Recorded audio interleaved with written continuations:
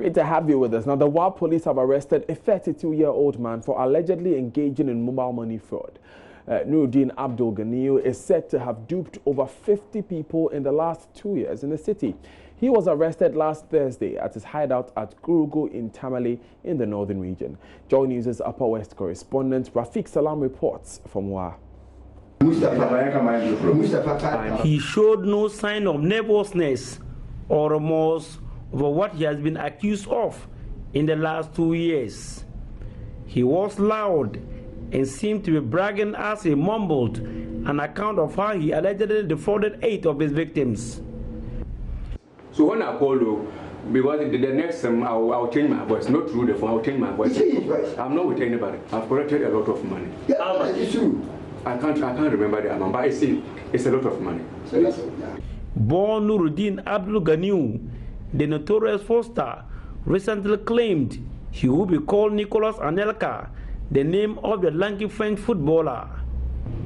He is alleged to have defrauded over 50 persons to the tune of 150,000 Ghana cedis.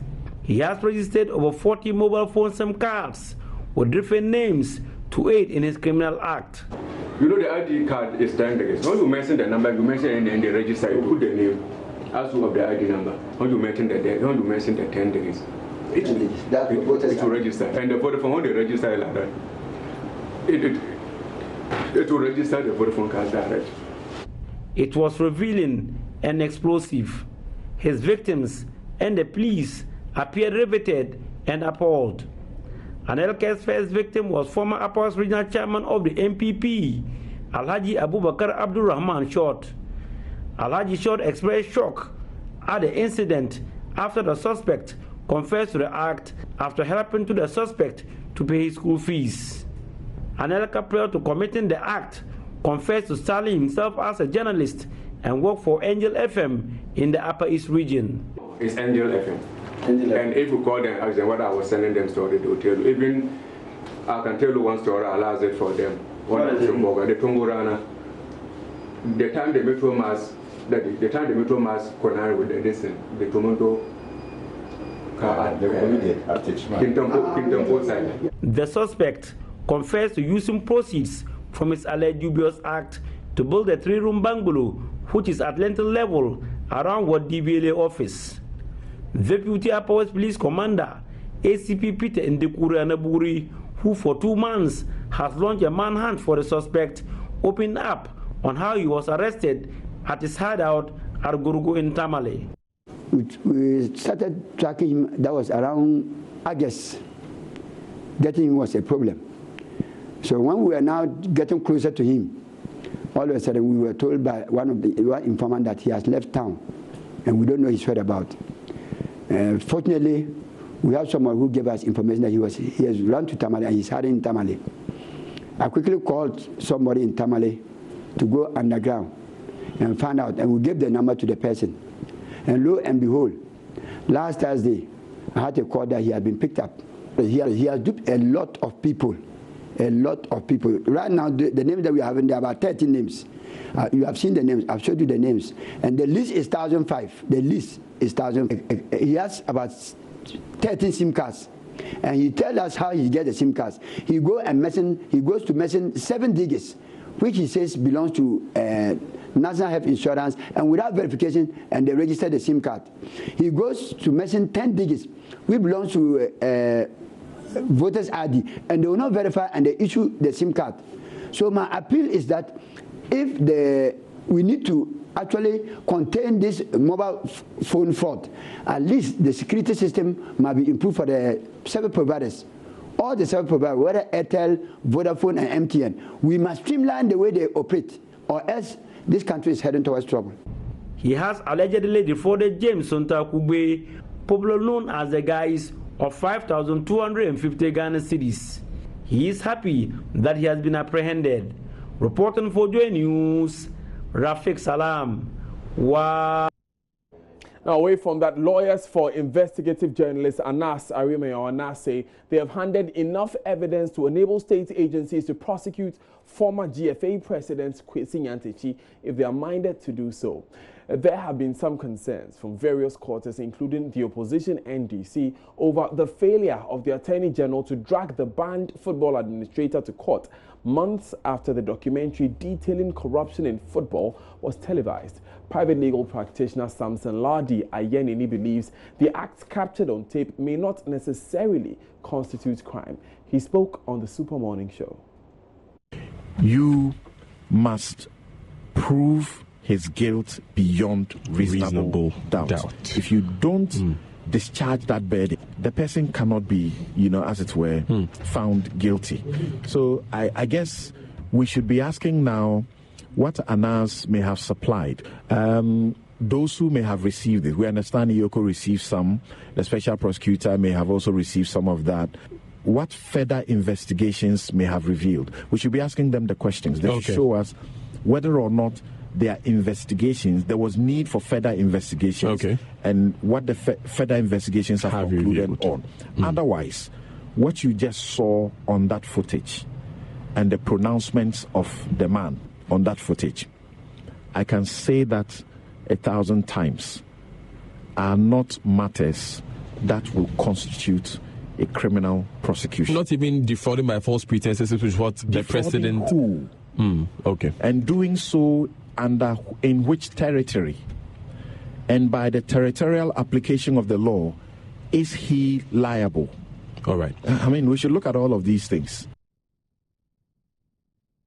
Now, legal counsel for ANAS, Arimio ANAS, Kisie Jabing, however, disagrees. He argues enough evidence of crime has been captured on tape and presented to the investigative bodies.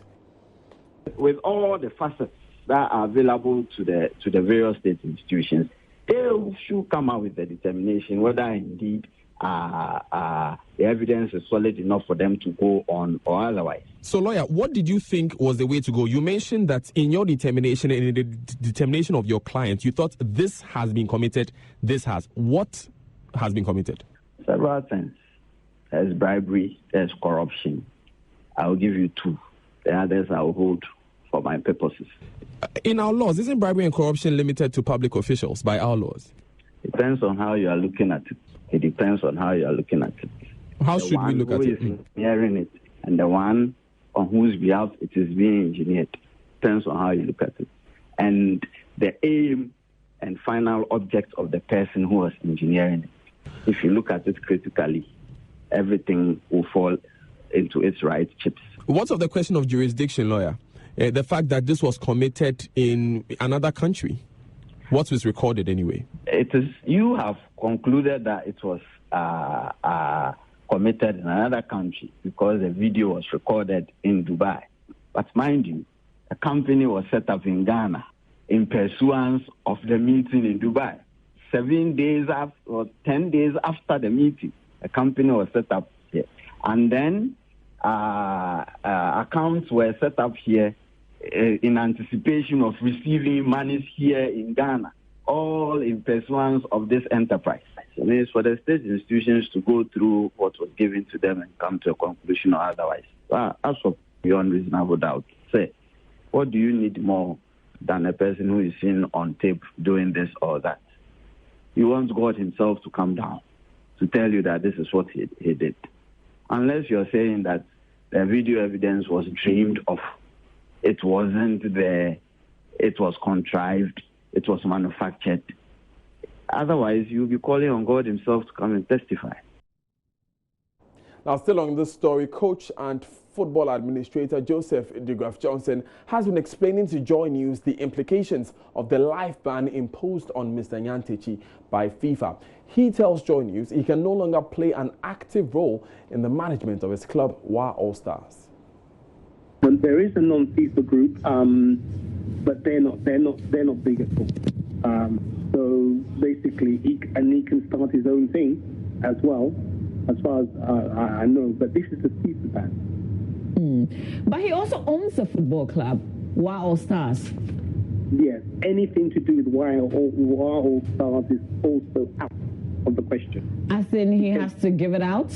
He has to give it up. Yes, he cannot be involved with any activities with WA All Stars. If he does, WA All Stars themselves will be sanctioned. Can this be overturned? Well, I think, what it is, this is not final because he is allowed to appeal, as far as I know.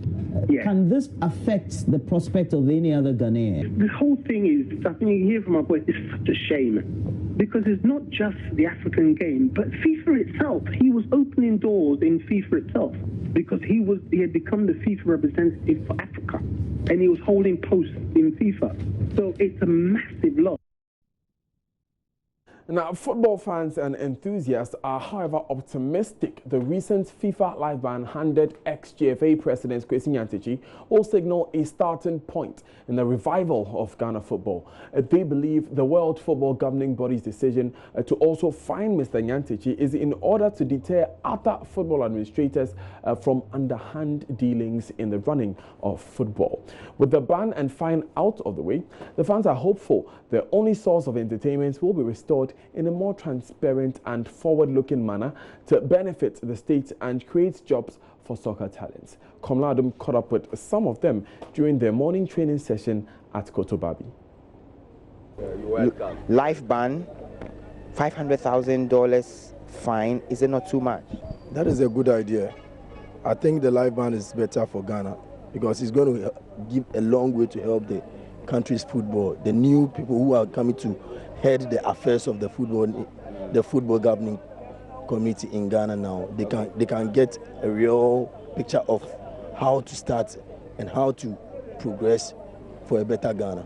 From the look of things, and if you watch the kind of caliber he is, he should be able to pay that money because he's been in affairs for all this bribery, announced, exposé, this whole didabaro and things. So it is okay. All right. It is okay. Jermaine, when we talk about life ban, it means that his club, Wa All Stars, some people say he must either sell the club or give the club to somebody else to run because he has no business with Wa All Stars from now, following the ban.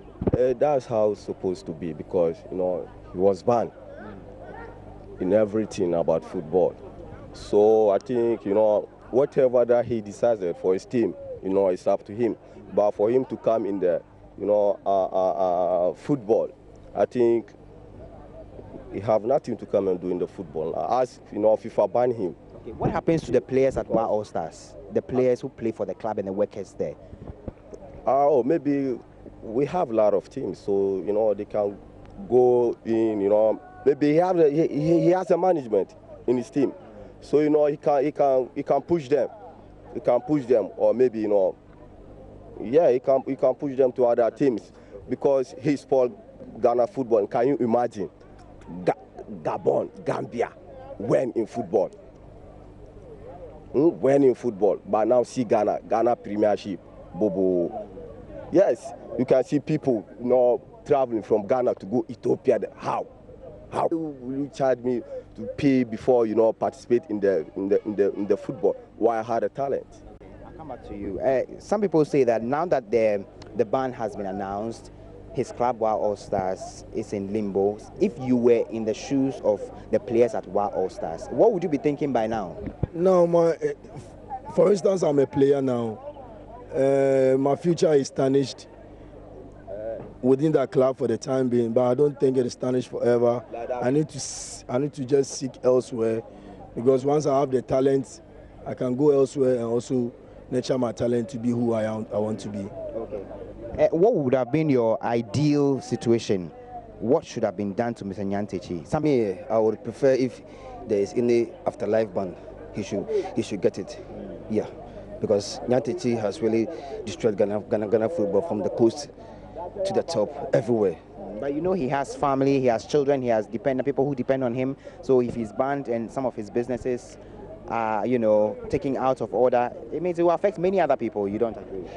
If he has a family, in the first place, he wouldn't go and take bribe. In the first place, are you working for yourself or you are working for the country? You always have to put the country at first. Okay? You have to put the country at first. So whoever is caught under bribing or corruption needs to face the law.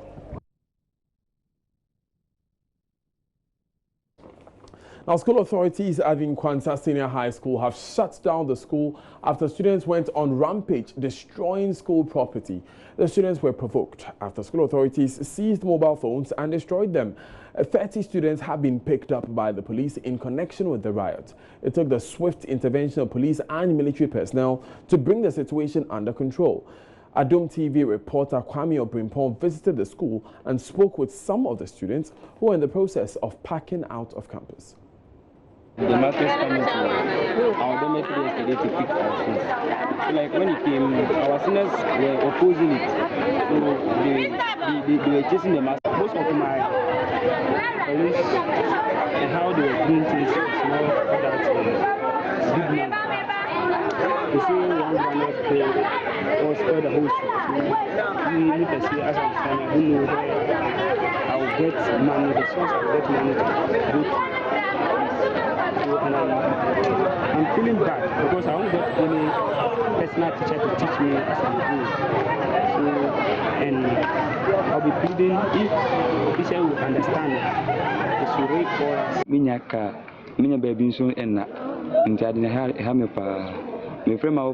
I don't have any means of transportation to go home. Neither do I have accommodation. I come all the way from Kumasi. My parents say they are making a lot of effort to get me my transportation. Our academic work will be severely affected. Some teachers have also been wounded in the process. I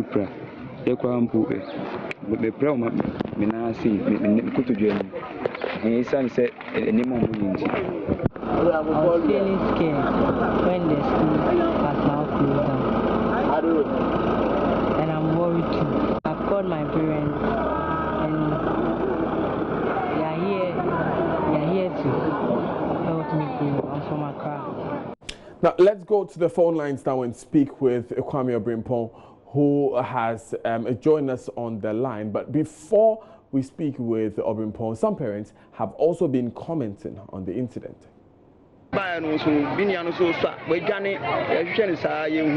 When we came, my younger brother had run away with a senior student for fear of arrest.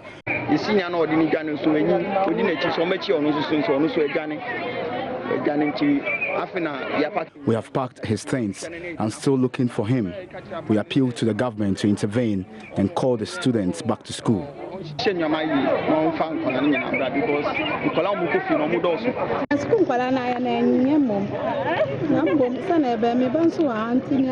The students did not do well at all. We apologize to the teachers and plead with the government to also intervene. The students should be punished in the school.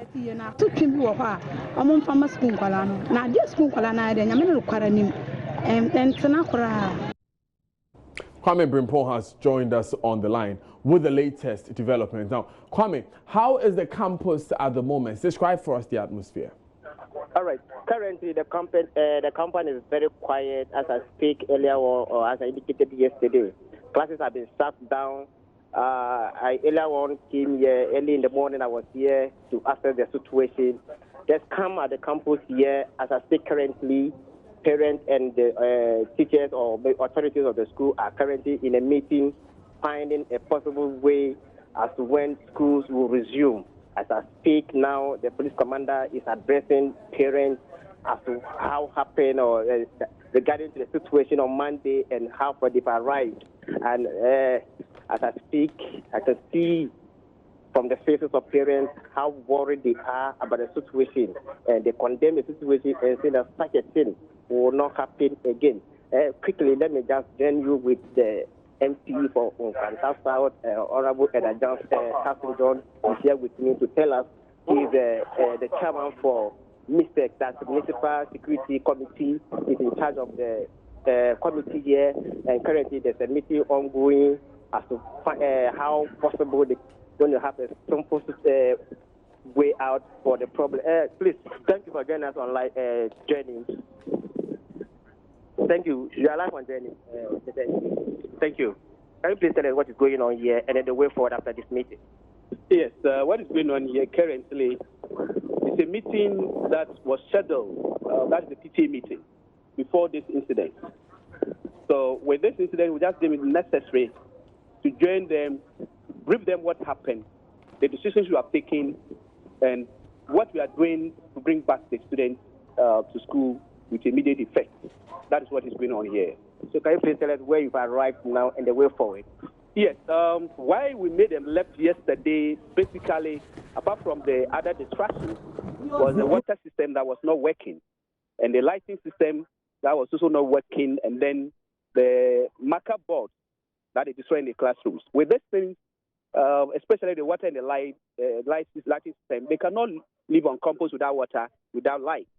So we advise that they go home. So as it is now, we had a management meeting before coming here. What the decision we took is that with the immediate effect, we should fix the water system, which if you find out, you see the plumbers working on it.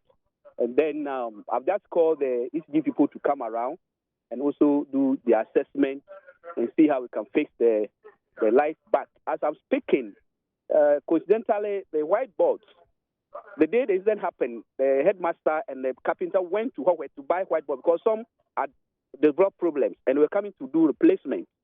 Now that they've destroyed most of them, we are adding some to what they procure already to fix the whiteboards, so that by today, by the end of the day, we'll be able to do that. We'll be communicating to the students when to come back to school. Dari, I don't know whether you may further ask questions from the MP, so let me hand over to you so that you can ask your questions. So thank you, Kwame. That covers it. Kwame Obrimpong there is a man in the Nkwanta Senior High School in the Volta region, speaking there to the municipal chief executive for that area. We're going to move on now onto some other issues, but let's take some important messages. First, this is Joy News Today.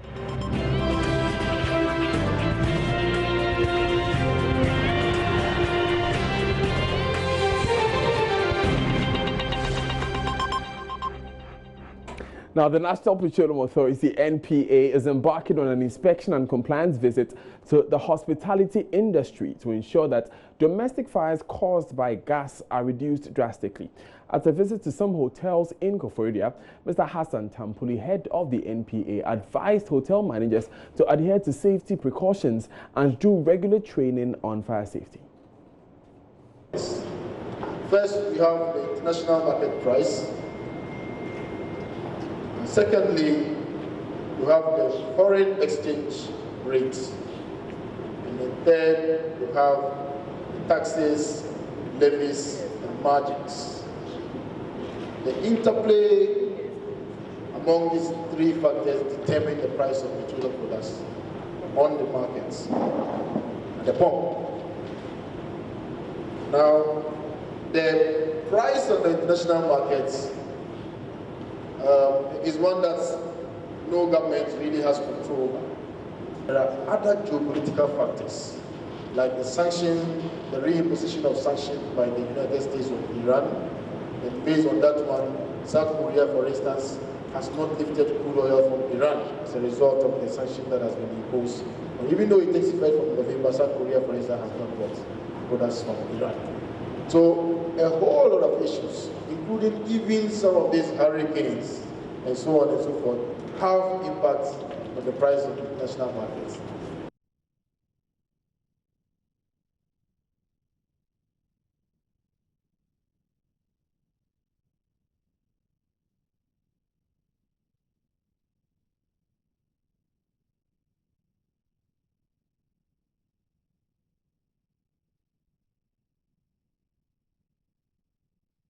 You're still watching Joy News Today. I am Daniel Daz, and our businessman Richard Jakpa is accusing former Finance Minister Seth Terkper of delaying the supply of ambulances to the country to facilitate healthcare delivery. Now, according to Mr. Jakpa, Seth Terkper refused to sign documentation which would authorize a private bank to release the finances to facilitate the project. Mr. Jakpa was contracted to procure 200 ambulances in the year 2012. Now, as of 2016, only 30 of these had been delivered, which were unfit for purpose, according to past and present governments. Now, Mr. Jakpa explains Seth Terkper is partly responsible for the delay in delivery. After that time, if you realize we had gone through election and the former president had won. Yeah. Had won the election, right? And Dufo was still the finance minister. So on the 20th of December, the Ministry of Finance wrote to Stanbic Bank informing them that they had secure cabinet, parliamentary, and proper procurement approval. And this letter is here? It's here. The letter is here. Okay, go ahead. No, you go ahead. You go ahead. So they wrote to Stanbic Bank. And at Stanbic Bank, that was 20th December, Stanbic Bank should forward to them the final contract so that they should sign. Okay. Bring it to them for them to also sign. To be in conformity with what Parliament had approved. So before Setepe was appointed by His Excellency John Mahama, the former president, to take over from Dufour, before Setepe could take over the Ministry of Finance, the signed contract of the financial package from Stanbic Bank, as approved by Parliament, was already on his desk waiting for him to come and sign. When he came back, did he sign it? As soon as he took over, new king, new law, he took over, he threw it off. He refused to sign it? He refused to do what Parliament has approved, what the executive had approved, he threw it off. Now, the University Teachers Association have indicated their preparedness to call off their strike immediately the new council for KNUST is constituted. This came up in a meeting held this morning on campus. Meanwhile, the cost of damage to property destroyed has so far been pegged at 1.6 million cedis. Here's University Relations Officer Kwame Yeboah Jr. speaking to Joy News. The university put up a team to do the assessment, and at the end of it, a figure of about between 1.6 1.7 million cedis was put forward. Who is to bear would have to wait. As I speak to you now, the university has even started putting certain things in place. For instance, the vehicles that had their windows smashed or were destroyed, some of them are being repaired, even though it's not been decided who is to pay. So we believe strongly if the body is put together to investigate, definitely they would come out with who did what, who is to pay what and all that. So we'll have to leave that to that body. I will say two. The items, facilities that were destroyed, including access control facilities in all the halls and into some of our buildings. And then items in the offices that were destroyed, glasses that were smashed, and all that. And then we come to vehicles of staff and the university that were also destroyed. Those ones constitute the figure I gave. But we also have another category where some people decided to just enter into people's cars that were being smashed or into people's offices and stole items. We are yet to take inventory of that. So it's likely that costs would also be added. So it's likely it's going to move up a bit. Kwesi Debra joins us on phone with updates from the just ended meeting by UTAG. Kwesi, what else came up in this morning's meeting?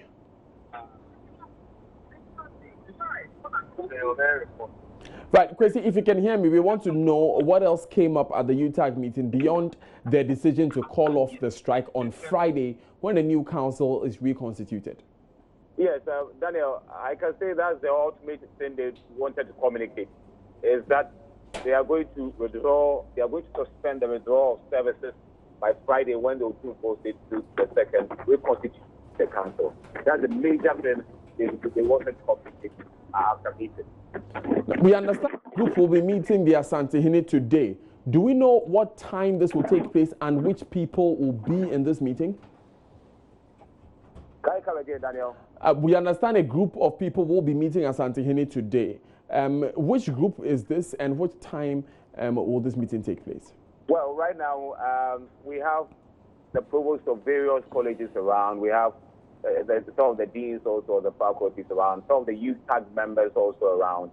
And I have some of the council members. That's talking about the old council, the council chairman, Professor around.